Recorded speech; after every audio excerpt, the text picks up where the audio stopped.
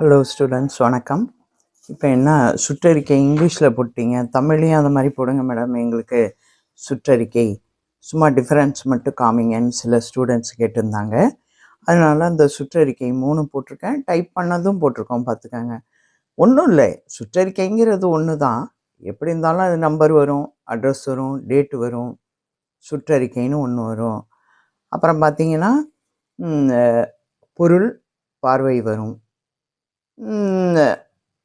பெறுநர் வரும். அடுத்தது டெசிக்னேஷன். முக்கியமாக கவனிக்க வேண்டியது, சுற்றறிக்கையில் எல்லா பேராவும் முடிஞ்ச உடனே லாஸ்டில் 4 ஸ்பேஸ் விட்டு அந்த டெசிக்னேஷன் யார் போடுறாங்களோ அவங்க டெசிக்னேஷனை என்ன பண்ணணும்னா 60 மார்ஜின், லெட்டர்ஸ்க்கெல்லாம் 60 மார்ஜின், 60லேருந்து கழித்து நீங்கள் டைப் பண்ணிட வேண்டியது தான். வேறு ஒன்றும் இல்லை, லாஸ்டில் புள்ளி வரும். இதில் என்ன ஒரு சின்ன டிஃபரன்ஸ் அப்படின்னா, சுற்றறிக்கையின் பல விதத்தில் வருது, எல்லாத்தையும் போட்டுட்டு இருக்க முடியாது. சும்மா ஸ்டூடெண்ட்ஸ்க்கு ஞாபகம் இருக்கணுங்கிறதுக்காக தலைப்பு இல்லாத சுற்றறிக்கை. அப்புறம் பார்த்திங்கன்னா கவர்மெண்ட் ஹெட்டிங் வரும். கவர்மெண்ட் ஹெட்டிங்னா எப்படி வரும்னா, தமிழ்நாடு அரசு, தமிழ்நாடு மின்சார ஒழுங்குமுறை ஆணையம், அல்லது வேறு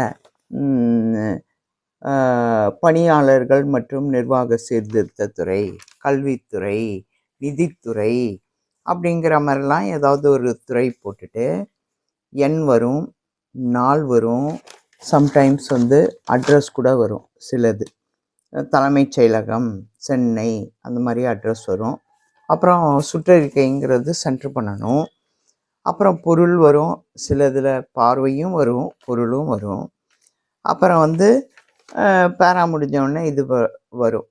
அப்புறம் டு அட்ரஸ், பெறுநர் யார் அடிக்கிறாங்களோ அவங்களோட, பெறுநருக்கு யார் அனுப்புகிறாங்களோ அவங்க அட்ரஸ் வரும். இதே மாதிரி இது ப்ரைவேட்டு ஹெட்டிங்.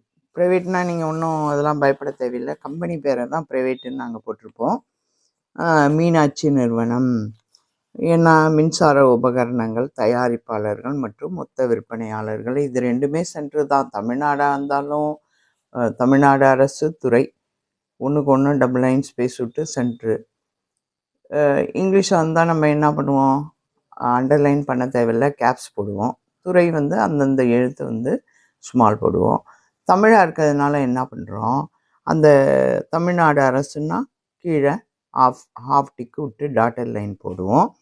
இப்போ மீனாட்சி நிறுவனம் அல்லது அண்ணாமலையார் அப்படின்னும்போது அதெல்லாம் என்ன பண்ணுவோம், அகில உலக அப்படின்லாம் வருது, அகில உலக விளையாட்டு அப்படின்லாம் வருது.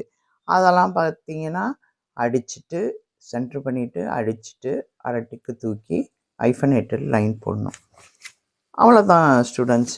அது ஒரு டிஃபரன்ஸு தெரியணுங்கிறதுக்காக நாங்கள் சொல்லி கொடுக்குறது, மற்றபடி வேறு ஒன்றும் இல்லை. வேறு டிசைனில் கூட வரலாம். இது நீங்கள் பார்த்துக்கிட்டிங்கன்னா எந்த டிசைனில் வந்தாலும் நீங்கள் அடிப்பீங்க. அதுக்காக தான் இந்த சுற்றறிக்கை 3 டிசைனில் வரும். கவர்மெண்ட் ஹெட்டிங் வரும், கம்பெனி ஹெட்டிங் வரும், ஹெட்டிங்கே இல்லாமல் வரும். எப்படினாலும் நீங்கள் அடிக்கணும்னு ஸ்டூடெண்ட்ஸ்க்கு சொல்கிறது. ரொம்ப நாள் நெருங்கிடுச்சு. இன்னும் ஏதாவது சந்தேகம் இருந்தாலும் கேளுங்க, நான் என்னால் முடிஞ்ச அளவுக்கு நான் ஹெல்ப் பண்ணுறேன் ஸ்டூடெண்ட்ஸ். மேக்ஸிமம் ஸ்பீடு நல்லா அடிங்க. நிறைய பேர் என்ன சொல்கிறாங்கன்னா, ஸ்பீடு வரல என்ன பண்ணுறது அப்படின்னா, கடைசி நேரத்தில் என்ன பண்ண முடியும், A to Z நல்லா அடிங்க. இங்கிலீஷ் ஜூனியராக இருந்தால். தமிழாக இருந்தால் என்ன, அது வேணால் நான் ஒரு வீடியோ போடுறேன். தமிழாக இருந்தால் ஒவ்வொரு லைனும் சிலபஸாக நாங்கள் வச்சுருக்கோம், பாடம். ஒரு லைனும் அந்த 3 கீபோர்டில் 3 ஸ்டெப்ஸ் இருக்குல்ல, 3 ரோவும் ஒரு பாடமாக இருக்குது. அதை வேணால் உங்களுக்கு போட்டு காட்டலாம். அதில் உள்ள இதை அடிக்க முடியாது உங்களால், வேர்ட்ஸ் எல்லாம் அடிக்க டைம் இருக்காது. சும்மா டெய்லி இன்ஸ்டியூட்டுக்கு போனோன்னே தமிழ் ஜூனியரோ சீனியரோ அடிக்கிறவங்க ஸ்பீடு வரலை அப்படின்னு சொல்கிறவங்க என்ன பண்ணலாம், அந்த 3 ரோ ஸ்டெப்ஸு பாடத்தை எக்ஸசைஸை 20 லைன் அடித்து பார்க்கலாம். நிச்சயம் அதில் பெனிஃபிட்டு தெரியுது. இன்றைக்கி அடித்தாங்க 20 லைன், ஒவ்வொரு ரோவையும் 20 லைனை அடித்தாங்க அப்படின்னா மறுநாள் அதில் ஷுவராக பெனிஃபிட் தெரியுது. அவ்வளோதான் ஸ்டூடெண்ட்ஸ். Thank you students.